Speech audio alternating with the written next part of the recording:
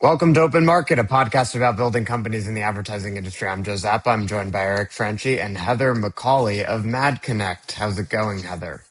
Great. Thanks so much for having me. This is honestly my go-to pod in the industry, so I'm honored to be on it today. Thank you. Oh my God, that's very flattering. Why do you listen to us? What have we done right? I get some amazing takeaways. I think your guests are very authentic. They share the good and the bad about building, growing companies. I learn a lot about storytelling. So thank you.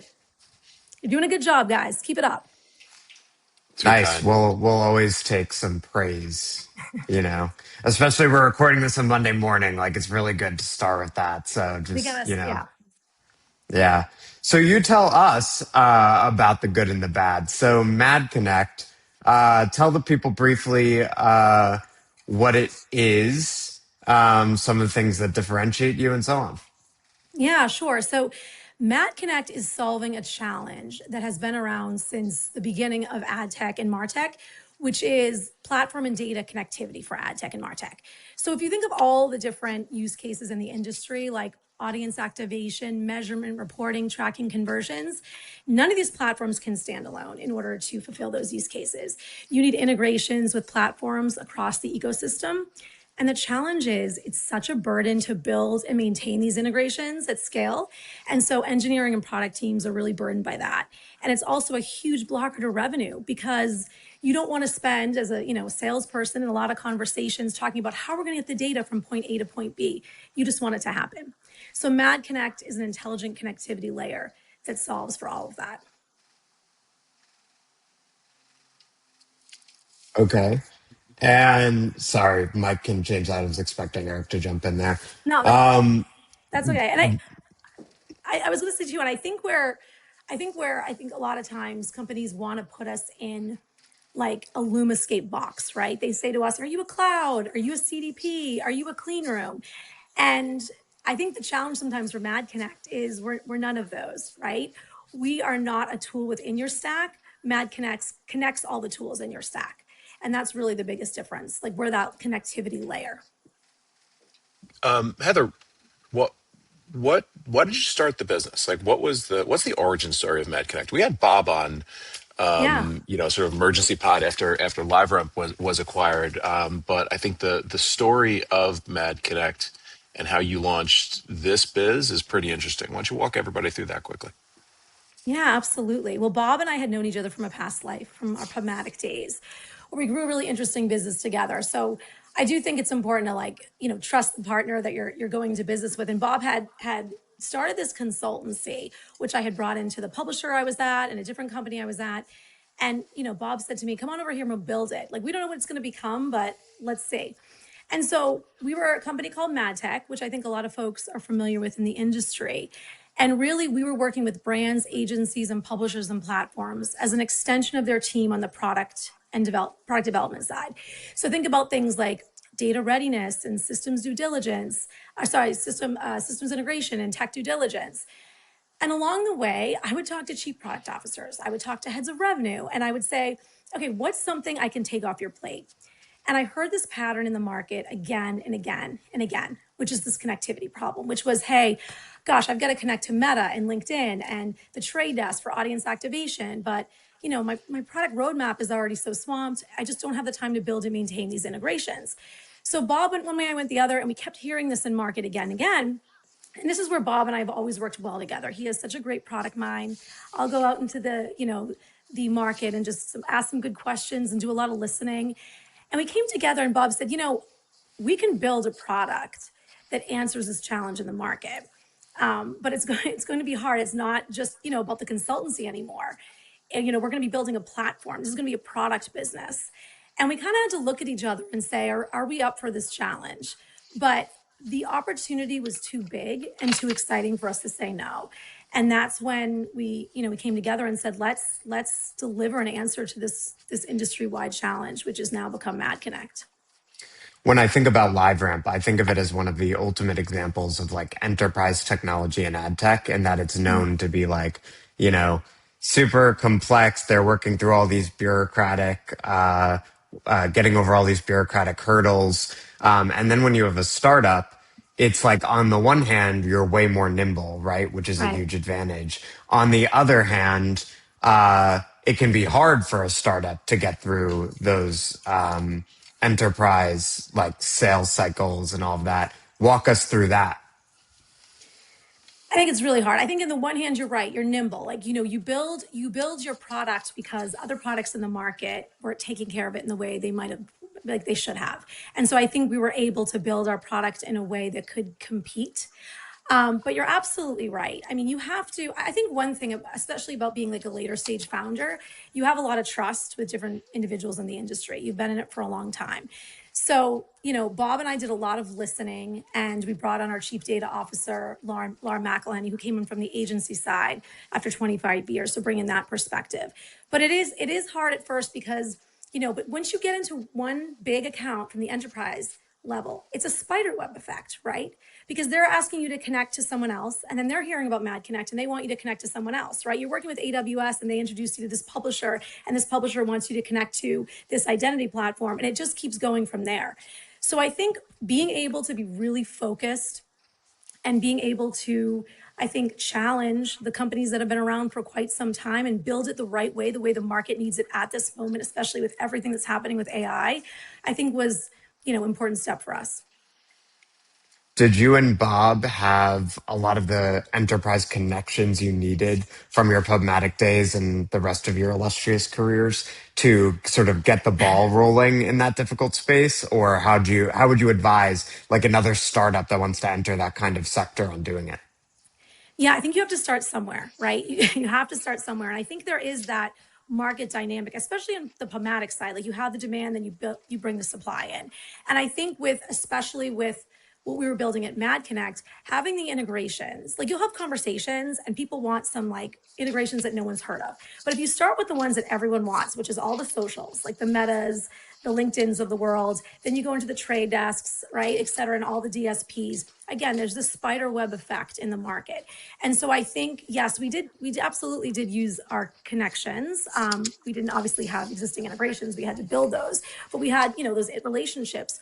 But then from there, once you have that and you sort of earn that trust, it starts to grow from there. So How difficult is it getting on some of these? So you're talking about like the largest companies in the world, in the case of like Meta and some of the socials, getting on their roadmap as a startup yourself. yeah, I think you have to, it's a lot of hunting for the right person because these companies are really big.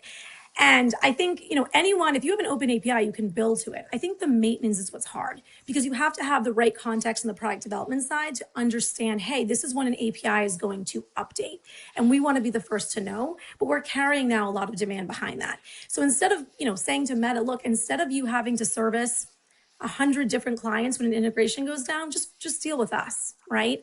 And so we're really relieving that burden for those bigger companies. And once you have one, they sort of all start to, like I said, they all start to follow in that way. And you point to those case studies. Makes Heather, how sense. have you marketed the business? Because I think like part of the reason we wanted to have you on is because I see you pretty often on LinkedIn. Like I think you're a little, open market pilled in terms of your distribution approach. So just curious to hear more about that. We see Heather not just on, we see Heather IRL, and not to answer the question for her. I think that's actually one of the biggest differentiators. But go on, Heather.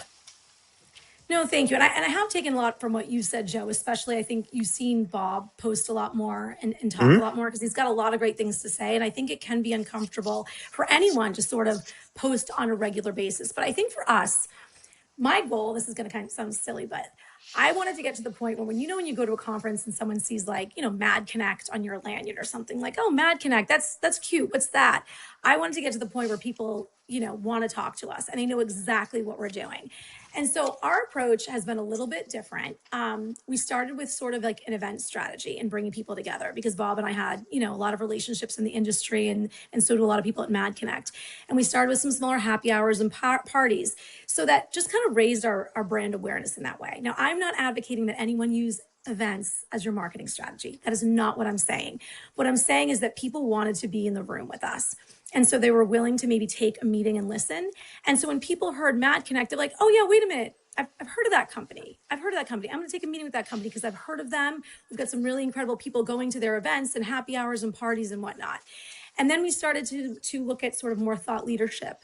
And as you can see, like we're in the, definitely the trades more than we have been in the past.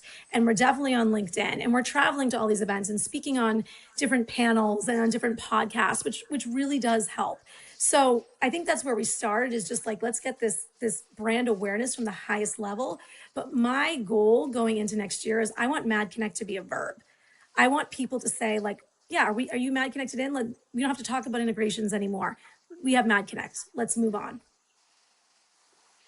Nice. Yeah. I think what you're describing also, Heather, is that there's a connection between events and everything else, right? Like you basically just described all the different marketing channels you guys are on. And Yeah. I think sometimes there's an attitude, especially among people from older generations in the industry, of like, oh, well, like I do it like the old school way, like I put on my blue chinos and like whatever, and I like go into New York City and I shake hands and kiss babies. And it's like, all this stuff is complementary. Like exactly the effect you're looking for is what you described. Like you want to be the person who's on like LinkedIn or X or like in the trades or whatever, so that when you show up at the event, people know who you are and they're coming up to you and being like, I love your podcast, or I love your LinkedIn content, or you're getting the meeting you wouldn't get in the first place because of that. And then maybe the event is where you move it forward. Yeah, absolutely. I mean, oftentimes you'll say, hey, you're killing it. I see it all over LinkedIn, right? You see that, you hear that a lot, which is interesting, which I don't think was the case years ago, but it is very much so now, right? It's a little bit of a different world we're in. Yeah, it's the advantage of being able to go direct. Let's talk Yeah. about company building. Yeah. So like so much attention, in the broader tech space goes to like young founders, right? 20 something year old founders. What's it like starting a company like later in your career? Cause you've had like an amazing career at PubMatic and PCH and, various places like that. And then like, what are the advantages of starting a startup later in your career? Yeah, I would say, first of all, I definitely don't think my career was like this upward trajectory. I think it plateaued in some places. And I think that's okay, especially as like I'm a mom, I've 3 young boys. And so when I was in my 20s, and I'm not advocating for like, if you want to start a company in your 20s, go do it. But I really overinvested in my career in the sense that just building relationships, living in New York, going to absolutely every event. And then I got to a point in my career where, I've always wanted to build, but I just didn't have that opportunity because I had so much responsibility at home. And I'm proud to say that I'm over 40, and I'm okay saying that because I think there's a lot of taboo with age in our industry. And this is by far the best decade I've experienced in my career. I feel like it's really come alive. And I believe it's because of all the experience I've had thus far. I mean, I am super busy. Like I said, I'm a mom. I can't get upset about the minutia anymore. I've learned a lot of lessons along the way from other founders, and watching how even businesses I've been at have succeeded or not succeeded and the reasons why. And so it was the right moment for me to start something on my own with Bob and to co-found this with him and build it. And I couldn't see myself doing it in my 20s, even though maybe I thought I could at the time. I definitely have more confidence than I did. I know I've learned that nothing is ever good or as bad as it seems. I've become very even in my career, meaning like you got to celebrate the wins, but until that money's in the bank, it's not really in the bank. And so you learn a lot about that. And I don't think I was, at 25 years old personally, ready for this type of jump and leap and risk taking. And I think too, like if you think about being a founder over a certain age, like these are your years to make your highest income, they always say, like after this certain point in your life. And there's a lot of sacrifices that you have to make if you're going to build a company. Like you cannot command the salary that you might be making by going to Yeah. a bigger organization, right? Yeah. Income being And probably at the top of the list. Yeah. no, unfortunately, no. But the prize is there, and Yeah. that's what you work for. And so the way my career sort of unfolded is interesting, and I really came here because of a career setback and realized like I could go one way or the other, and I chose this way. So, Oh, what was the setback? So yeah, so I was explaining before, my career was not an upward trajectory. Mm, Once I started to have, my children, I was on the publisher side for a long time, and I needed a new change. I felt like it was okay that I wasn't out there in the market. I wasn't traveling a lot. I was very much working internally. And then I was just did not feel fulfilled anymore. So I was ready for a really big, splashy opportunity. And that came in the form of Zoom. And they were hiring for to build out their global ads business. And I was like, oh, wow, this is the perfect job for me. It incorporates like go to market and leadership. And I have all this experience. And I heard it was very competitive. And they chose me. And I was so excited. And I remember posting on LinkedIn and thinking, I am back. Like I have been sort of on the sidelines for quite some time and I'm ready. I'm here. And it was a highly visible role. And after a few months, the leadership team decided that ads business was a distraction. And I have, I have so much respect for that company. It's an amazing culture and leadership team, but that's always the risk, right? Of going to a yeah. company where they're building an ads business inside a business. So my ego was just bruised and I felt so defeated. And I had to like call all these people I was doing deals with and be like, yeah, this isn't happening. And Oof. so our industry being the way they are, just reached out and said, we're going to find you the next best thing. And so I talked to all the usual suspects and all the big companies, and I was ready to take that, big splashy role again. And just something in my gut said to me, like, it just wasn't the path for me at the time. And I remember talking to this woman who is, my mentor. She was one of the only females at P&G on the executive team for years. And she said, Heather, who are you trying to like prove yourself to at this point? What do you want to do? And I said, I want to build my own company. That's what I want to do. And I think I realized that nobody really cares about your career path as much as you do. So you have to do what's right for you. Even if something looks good on paper, if it doesn't feel good, you can't do it. And so when Bob had called me again and said, hey, let's build this together, I'm like, let's do it. And I think at that age, again, being how how old I am now, I have that confidence to say, let's dive in and see what we can make of this together. That's my little story. Yeah. I think you're so right about choosing the career path that works for you and going after the opportunities that light you up personally, right? Because Yeah. it's just like everything else in life. Like we think other people care so much about our trajectory and we perceive our own career through the eyes of others. In reality, like no one's thinking about you nearly as much as you're thinking about yourself, right? No. So you might as well just do whatever lights you up. Eric, I thought it could be interesting for you to weigh in on the distinction between building a company in your 20s, which you did, and then also like building companies later in life, like when you have kids, and sort of the advantages of both. Yeah, you're right. So when Mike and I started Undertone, I was 24. Wow. So I had nothing else going on other than the business, right? So I think on the one hand, you have the advantage of time, energy, and focus.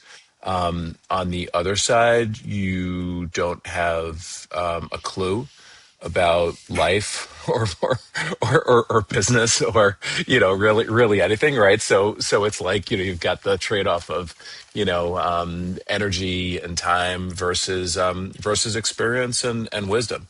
And I, over the course of my career, I've come to understand that, the experience that you accumulate over the years allows you to make decisions that can have far greater impact than the brute force of just like working 20 hours a day, 7 days a week in your 20s, if that makes sense, right? Just the, Mm-hmm. kind of like compounded advantage of experience times judgment times network, can lead to, fewer higher quality decisions that, can, have far greater impact.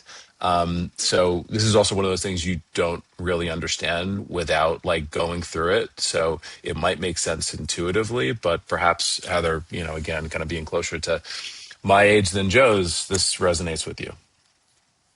Yeah, no, it definitely does. For sure. I think that you don't know what you're getting into until you sort of leap in. And there's so much energy that goes into it because when it's your own too, I'm not saying, you're always thinking about it. And I'm present with my children, yes, but I'm always thinking about Yeah. how this business can get better because it's ours, right? And we're building that. I will say it's easier as my kids get older, and I think it's interesting that now my husband's also in the industry too, so like we get to at least talk about these things a lot, and for the better or for worse. So sometimes date night looks a little bit different. But my kids, my kids know what I do for a living. Like we talk about it. I want them to understand like I'm putting so much effort in this. There's so much sacrifice that goes into it. So they know the different players in our industry. It's interesting. They know they can talk about what I do for a living at a very, very, very high level, which I think is cool to include them because you spend so much time at your work. I think it'd be much harder when my children were babies, but now that they're older, it's getting a little bit more manageable, but not easier I necessarily. totally, yeah, I totally understand that. Wait until they're a little older and they can intern. That could be tons of fun. We're having Yes, fun I with can make that some here on the upswing. pod. Yeah. Uh, Joe, you said something that I also wanted to touch on. Actually both of you, did you see that clip? I guess it went viral like a couple days ago of Chamath Palihapitiya saying that there's no such thing as failure. I did see that. Yeah. Yeah, I yeah. I don't didn't know if you see it, watched but it. It's good. It's maybe 90 seconds long. I think he's speaking to a college or university, and effectively it was what you said, Joe, which is just like failure. If you're judging failure in the eyes of like other people, newsflash, like other people like don't care about you.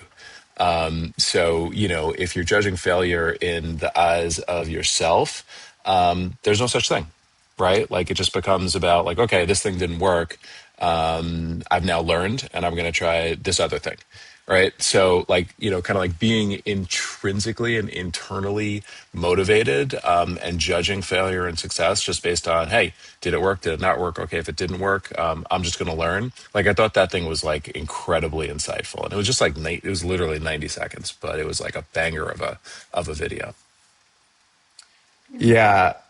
I think there is something about having kids too that I've heard people say. Obviously, I don't, but people have said it focuses you, right? Like, and Heather was talking about that a bit. That like when, like for me, right? I'm 31. I don't have kids. I'm single. Like my business is the center of my life, and I get so like worked up about like every little thing. Whereas for people who have, lives, more varied lives with more going on, and they have kids to think about, which is obviously like the number one priority. You don't get rattled as much by the little stuff, right? Because you have a bigger picture of what's going on. And I think that's like the hardest challenge for young entrepreneurs is like you're so up and down and you're so like everything is so like present. yeah, all consuming. I think it too, it does force me to say no more often, which I think is so important, especially in a startup, that you can't say yes to everything. You only have so many hours in the day.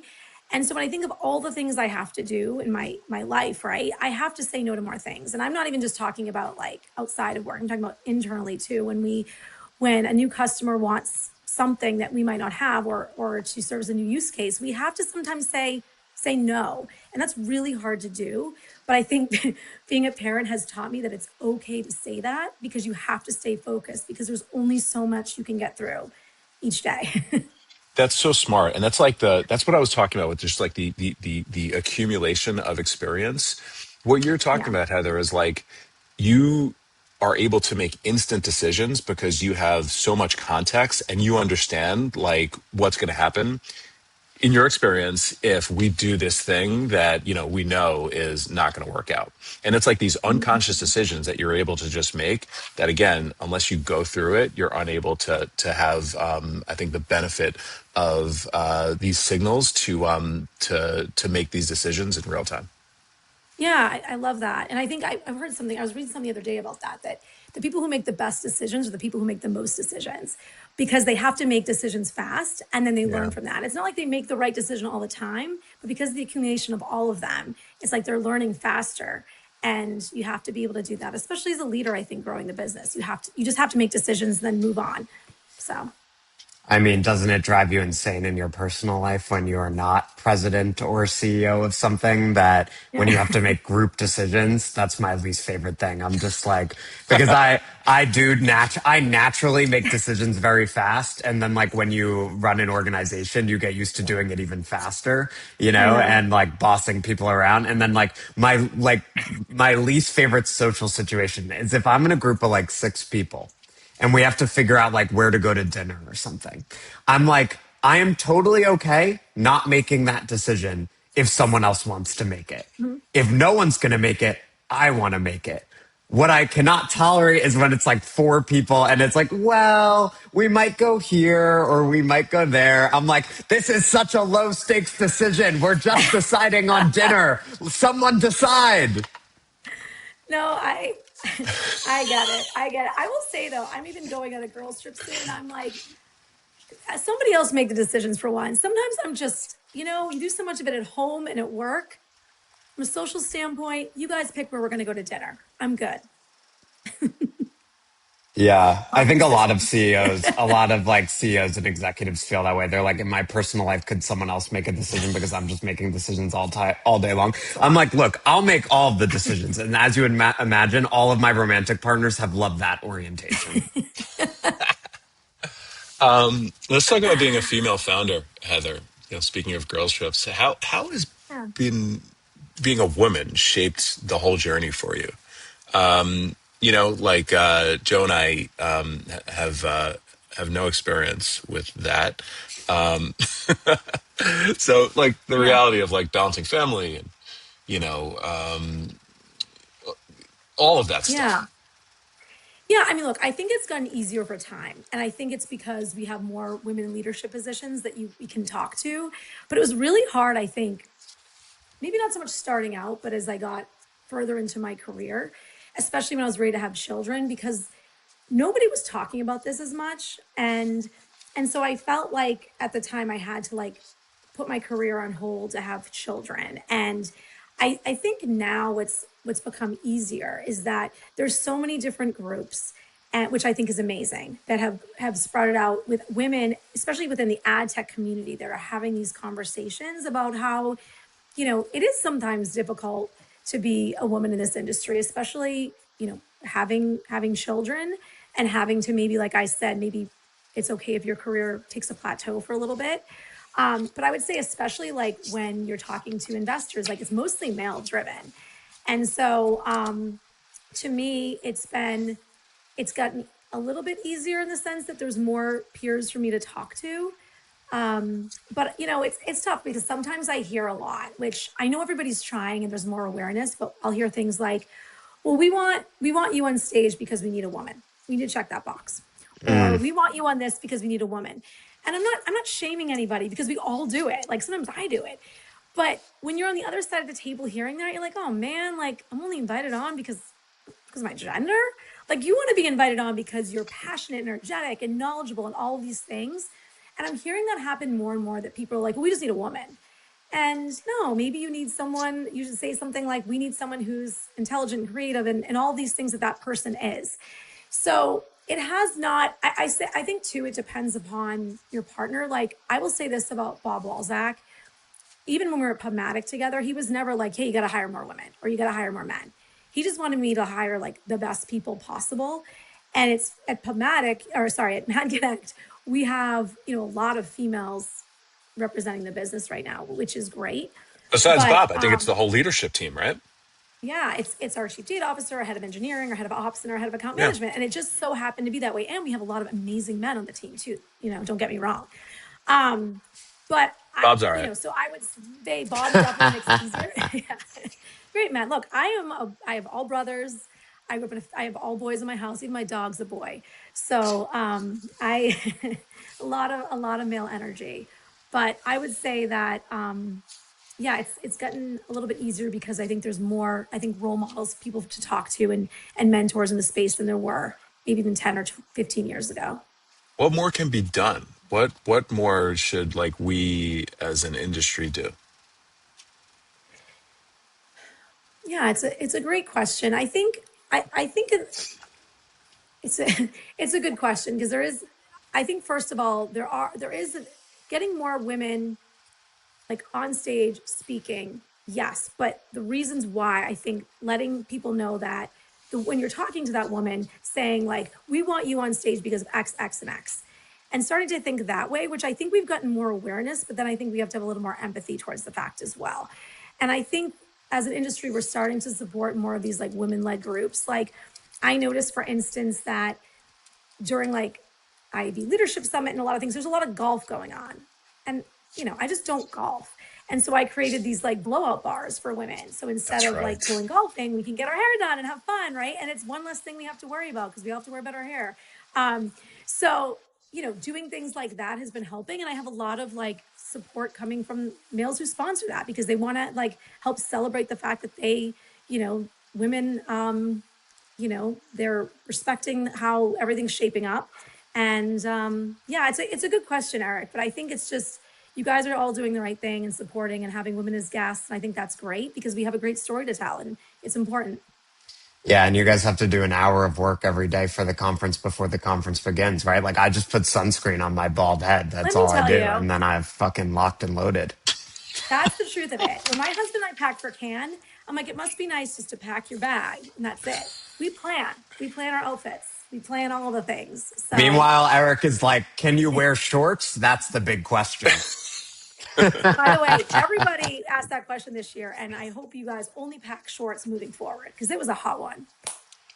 I think I'm anti shorts. I tried it. It just doesn't feel right. But I live in Miami now, so I'm totally on how to dress in 90 something degree so weather and humidity. Yeah. It's just the materials, guys. It's just, you've got to wear linens. Like it can't be, if you're wearing those like tight cotton pants, you're going to be hot as hell. Yeah.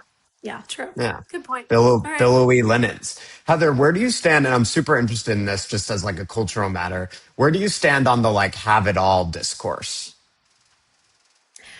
Okay. So I believe that you can have it all, but not all at once.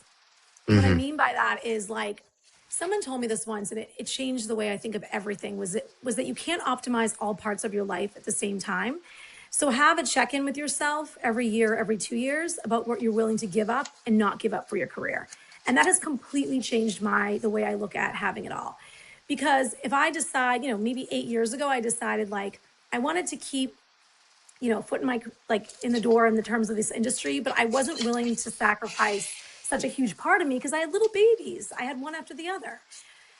So that part of me that, I was optimizing maybe my life at home. And you have to, now it's a little bit different, the conversation. So I feel differently about things than I did 5 years ago. And that's okay because I'm optimizing things differently. And so I think if you go into it thinking that, everyone has 24 hours a day. And so you have to realize what you're willing to give up and not give up, right? To have that career. And it's going to look different at all points in your life. And I think you can't compare it to other people. You just have to compare sort of like the last version of yourself. So having it all at once is just, it doesn't happen. Yeah. That resonates with me. I don't have as much personal experience with it, but I've always liked that line of like, you can have it all, but you can't have it all at once, because it is just important to recognize like the sheer, like the physical reality of like, if you're going to spend, 3 hours or 4 hours a day being a parent, which obviously you spend more than that, but if you're going to spend that time like really present and locked in, even if you have childcare help, like, yeah, there are like certain things you'll have to give up, and then you'll make up for other things, as you guys were talking about, in terms of experience and leverage. Right. I think it's about making that decision too. We talked about decisions earlier. When you make a decision at this point in your life, you're going to have to sacrifice some of your time with your children for your career. You have to be okay with that. Then you have to know, I'm going to miss things, but I have to be okay with that because I made this decision at this point to give these things up. So that guilt that we all sometimes, I know, especially as mothers, I'm sure, just as human beings, we carry around, it really does ease that guilt because you're kind of telling yourself, no, I made this choice and I'm sticking with it until I feel like the need to evaluate that again. Can you define having it all? Actually, both of you, I'd love to get your takes on it. It's like oh yeah. Well, no, I wasn't kidding. I think, yeah. Well, I think it's like a huge part of like feminism discourse. I feel like, especially in the post like Sheryl Sandberg lean in like period, was just like, but Yeah, I feel like it's this idea of like having economic prosperity and succeeding in your career, but then also having a family and just like this full life and all this stuff. But how do you view it, Heather? I would say all those things. I would say that you are taking care of yourself in terms of self care. You're spending enough time with your children that you never feel guilty. You have a flourishing career. You have a flourishing social life in your town. Mm. You have an amazing marriage. Like every single part of your life is just humming along, and you're feeling good. And to me, that doesn't happen. Like if I spend a lot of time at work, I do feel a little bit guilty about leaving my kids. And when I spend some more time with my kids, I'm like, what am I missing out here? And so you're never going to be able to have this balance of every single part of your life being okay. I sacrifice a lot of like social time in my town with neighbors and other things because I've decided that like work and my kids are most important to me right now, and that's where I'm going to spend all my time. But someday I'll go back to that. Just different. You know what's really interesting is I feel like the have it all discourse, not in the same way, and men will never face the same level of pressure, expectation, or judgment that women do. But I feel like there is a little bit of that like infiltrating like the male discourse. Like because there's a lot of focus, like if you think about like the like sort of male centric conversation on like a platform like X, there's a lot of like male entrepreneurs out there being like, young man, you need to go get yourself a wife and like choose wisely. And like a good wife is like the foundation of like all of your success and the most important decision you'll make. And then it's also like eat healthy and like go to the gym, like don't be out of shape. Like I do think that has changed a little bit where it's like maybe like 10 years ago, it was like you wouldn't have seen as many male entrepreneurs out there being like, not only talking about like their family life and like your choice of partner being the most important choice you'll make and all this kind of stuff, but also like the health stuff, right? Like it was like, Yeah. you know, you weren't scrutinized as much if you were fat. Whereas now, honestly, like it is such a thing in like entrepreneurial discourse that it's like, if you're not in shape, what are you doing? Yeah, Right. I've told this story probably on this pod where after we sold Undertone, I was a mess, like particularly physically, and I had let my health go. I had let like all of my personal interests go. Like I was like out of shape and boring and like not in a great place. And thankfully I was able to shift my spend of time post exit to you know take care of all of that stuff. And we're on the Yeah. other side of it, and I feel great, and things are great. But I agree, like this is a more modern phenomenon, and I think frankly it's better. I think just having Yeah. just the discussion around like don't just go so all in that you let literally every part of your life, every part of your life atrophy besides like your professional self. I think that's a good thing for both men and women, all of us. Completely agree. Completely agree. Yeah, and I think I always think that when I see the discourse about like, you know, working like from basically the time you wake up until the time you go to bed is I'm like, I genuinely don't believe that that makes anyone maximally effective. No. You Not at know, No. all. like you Not cannot at be all. maximally effective if you're working 16 hours a day. Um, you need like a few hours at least to like go to the gym and like eat your chicken and rice and you know all that good Yes. stuff. 100%. Like, especially, I think as you grow in your career too, and you become more of a leader making bigger decisions, you need to take yourself away from a moment to be able to come back and make the right type of decisions. You can't be, it can't be all consuming all the time. Not healthy. Absolutely. Yeah. I made it a like just a personal challenge to just get back into hitting like a step target every day. And I feel great. Like it's just like the only thing I've changed. And I'm just like at minimum trying to do like 10,000. I'll, often do 15,000. I have not felt like this good in the longest time. And it just, like that's an hour of just like pulling everything out and just making sure like I get, that amount of steps in over the course of the day, maybe like 2 walks or something like that. And, a call with Joe during one of them. Love that. You need to do something physical while you're listening to Joe Rogan talk about BJJ for 3 hours. You know, you can't just be sitting. You can't be sitting during that. That's like an active experience. I All do right. listen to Well, you guys when I run too. I do. thank you. So thank you for Thank you. that. Yeah, yeah. Yes. I Wow. find people get so enraged by Joe's takes that it allows them Just go to fast. increase their cadence I'm a little bit. I'm really touched by that. I only, if you ever see me listening to a podcast in the gym, I'm depressed. I don't the podcast for me, it's not gym time. Gym No, time is like I'm listening to a very hype rap song and I'm like, "Ah," I'm and not then lifting, Joe. Yeah. right. I'm Yeah, not no, lifting it's to you different. guys. I'm running to you guys. I feel like there's a difference. Like, I don't No, Agreed. know. there is. There It's like you're is. telling I me totally stories as agree. I go. Yeah. Yeah, no, I totally agree. But when I have friends who are like, I'm listening to Ezra Klein in the gym, I'm like, then you're not really going to the gym. Like, you're not taking the gym seriously. So Oh, we'll round the corner here. But speaking of fitness, and I like the direction that this pod has taken. We had this guy Adam Epstein on last week, who's the founder and CEO of GG, another Aperion portfolio company, and he posted mm. himself doing chin ups, warming up for the pod, and he wants to make fitness challenges a thing for all guests of Open Market. How do you feel about that, Heather? Oh, you know, I would like to, yeah, I don't know if I'm going to be able to do that right now because it's not my arms day, but I did go for my run this morning. I will challenge Adam back. I will give him more Okay. time to work on his chin ups if he lets me handle his integrations.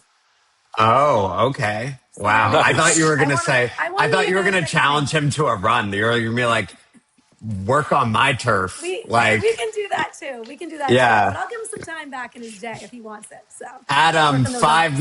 5 mile run recorded sent to us. We'll That's listen, Heather's challenge for we'll you. listen to each other on the podcast and just start running next to each other. I think that'd be good. Yeah, exactly. Well, on the last pod, I said I could do 20 chin ups. And now I'm like, I must make sure that my form on those 20 chin ups is like immaculate because I've now stated publicly that it can happen. So Yeah. I will be working on that in the gym.